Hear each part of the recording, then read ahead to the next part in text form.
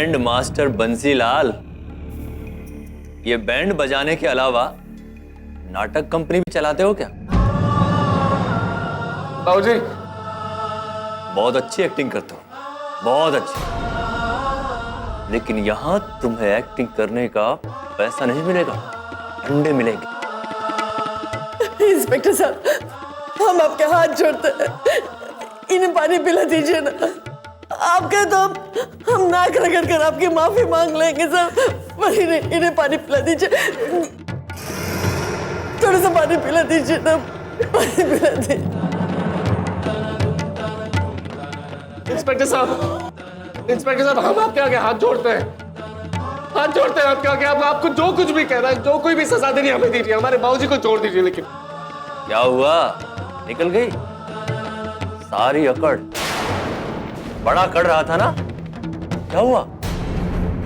बेटा, तो चीज क्या है, यूपी पुलिस तो बड़ों बड़ों को सही रास्ते पर ले आती है। चल, अब कबूल कर तेरे सारे काले कारनामे, कैसे तूने उस लड़की को जलाकर मारने की कोशिश की थी, और तेरे परिवार में से कौन कौन तेरे साथ शामिल था? बोल, सब बता।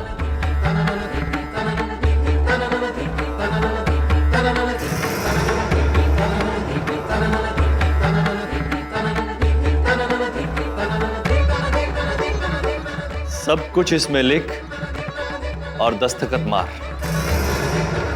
चल, रुक जाए इंस्पेक्टर साहब।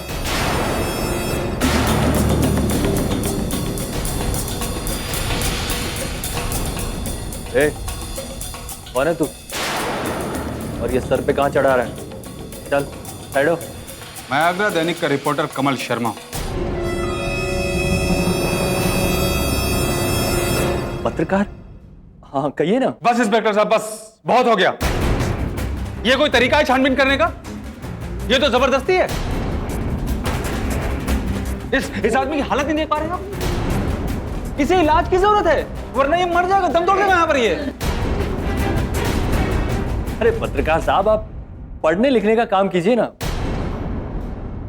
ये आदर्शवादी बातों से ऐसे लोगों का बंदोबस्त नहीं होता। इनसे कैसे सच उगलवाना है, ये हम जानते हैं। आप जानते हैं ना? तो आप अपना काम जरूर कीजिए। लेकिन इंस्पेक्टर साहब, एक बात याद रखिए, अगर ये आदमी यहां पर इलाज न मिलने की वजह से मर गया ना, तो मुझे आपके खिलाफ केस करना पड़ेगा। इंस्पेक्टर साहब, अगर ये आदमी गुनाहगार है तो भी इलाज मिलना इसका हक है। और अगर आपका ये जानवरों जैसा बर्ताव अखबार में छप गया ना इंस्पेक्टर साहब, तो पूरे आगरा की जनता आपसे जवाब मांगेगी। इस बात को याद रखिएगा, भूलिएगा नहीं।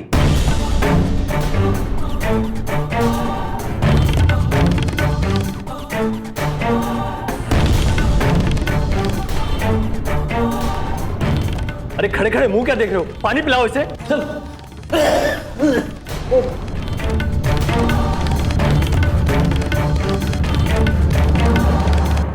आइए, लीजिए लीजिए, आराम से आराम से आराम से।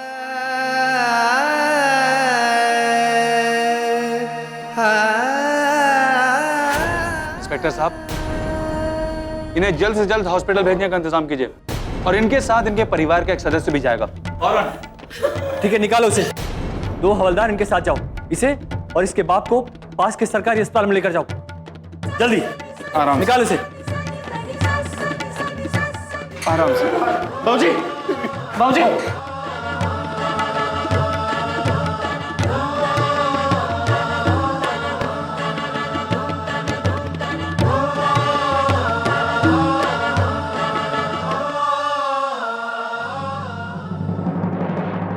बाबूजी, बाबूजी धीरज रखिए, कुछ नहीं होगा आपको। बाबूजी, कुछ नहीं होगा आपको, बस। डॉक्टर साहब, देखिए हमारे बाबूजी को क्या हो रहा है, आप देखिए ना जल्दी। डॉक्टर साहब, आप इनका जल्दी चेकअप कीजिए, रिपोर्ट हमें थाने में देनी है। जल्दी से अंदर लेकर चलो इन्हें। चलिए बाबूजी। आप यहीं रुकिए, अंदर नहीं जा सकते आप।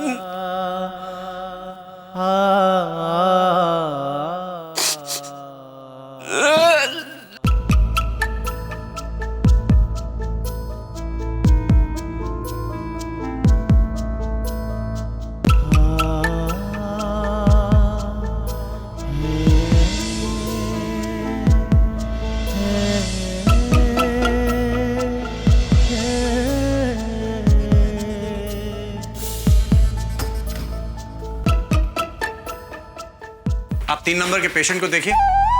आप वो सारे इंजेक्शन लेकर आइए और इस चीज का ध्यान रखिए उन्हें कोई डिस्टर्ब ना करे। ठीक है, चलिए। डॉक्टर साहब,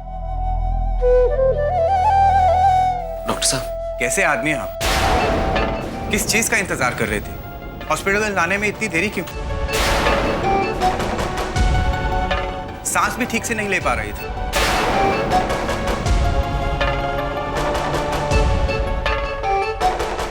क्यों डॉक्टर साहब? अस्थमा का मेजर अटैक है। दिल और फेफड़े दोनों ही बंद पड़ सकते थे। अब कैसे हैं बाबूजी हमारे? अब ठीक है, धड़कन और सांस नॉर्मल हो गई है। थोड़ी देर में होश भी आ जाएगा। आप उनसे मिल सकते हैं।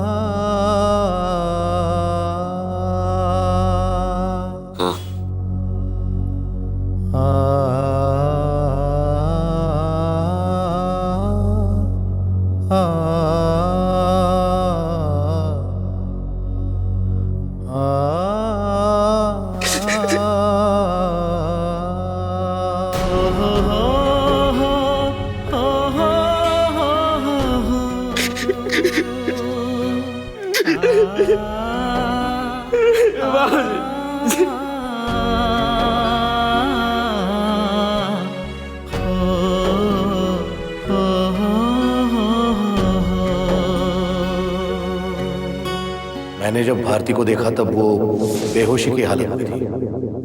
उससे पहले क्या हुआ क्या नहीं ये मैं नहीं जानता। इस बात की तफ्तीश आपको करनी है। तेरे साथ क्या करते होंगे? कहीं पैसे कमाने के लिए तुझे कोठे पर तो नहीं बिठाते ये लोग?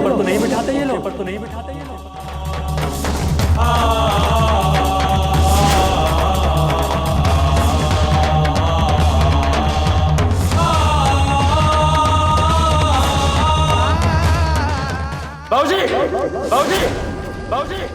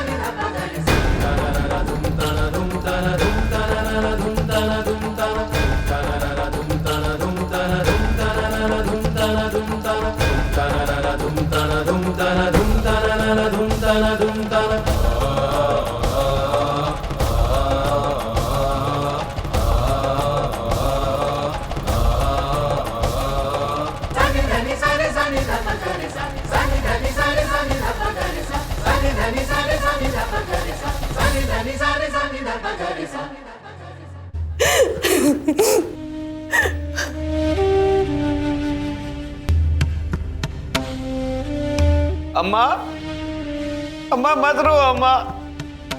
बाबूजी ना बिल्कुल ठीक हो जाएंगे। बुल्ली लेके गया है ना अस्पताल उनको, वो एकदम अच्छे हो जाएंगे। और मैंने भगवान जी को बोल दिया है, अगर है ना उन्होंने मेरे बाबूजी को जल्दी ठीक नहीं किया तो मैं उनके सामने ढोल नहीं बजाऊंगा। मीनू तू रो मत, सब ठीक हो जाएगा। हाँ अम्मा, सब ठीक हो जाएगा, बाबूजी बिल्कुल ठीक हो जाएंगे। मुल्ली आ गया अम्मा।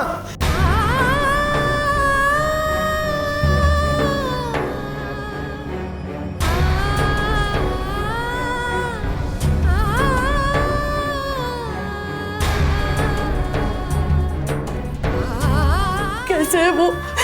ठीक है ना? मामा वो ठीक है, घबराने की कोई बात नहीं। भरोसा है ना हम पे?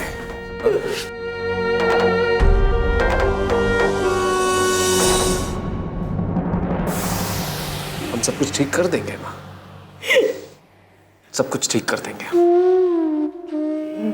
सब कुछ। बस अब और आंसू नहीं।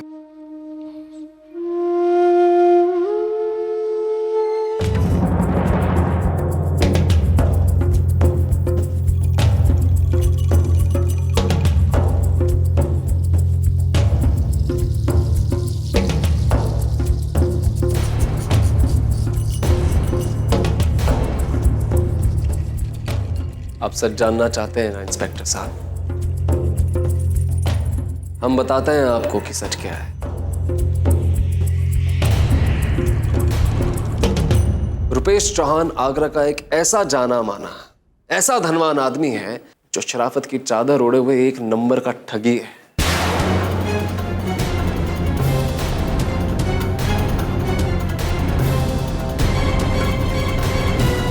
झूठ और धोखेबाजी उसका असली पेशा है,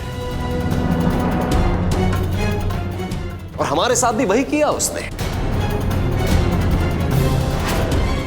उसी के फरेब का शिकार बने हैं हम सब। जानते हैं आप कि वो खुद अपनी बेटी का रिश्ता लेके हमारे पास आया था। हम में से कोई नहीं गया था उसके पास ये रिश्ते के लिए, और न ही पैसों के लिए हमने उसकी बेटी से शादी की। अच्छा, बड़ा धर्म करम है तेरे दिल में, जो एक बोनी लड़की का उद्धार करने के लिए उससे ब्याह रचा लिया।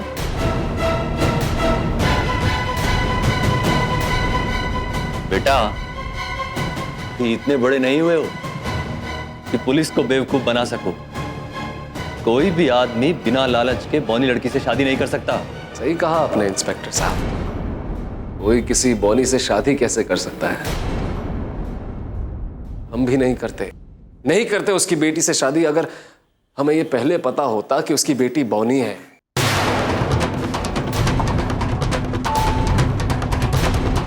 बहुत बड़ा धोखा किया है वो रुपेश चौहान ने हम सबके साथ।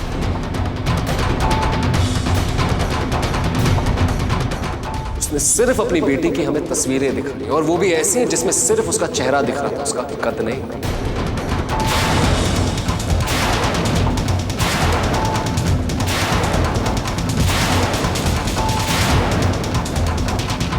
अरे तंग आ गया था वो रुपेश चौहान अपनी बेटी के लिए रिश्ते ढूंढते ढूंढते, तंग आ गया था वो। चप्पलें घिस गई थी उसकी, इसीलिए इतना बड़ा धोखा किया उसने हमारे साथ। अपने गले का फंदा उसने उठा के हम लोगों के गले बांध दिया।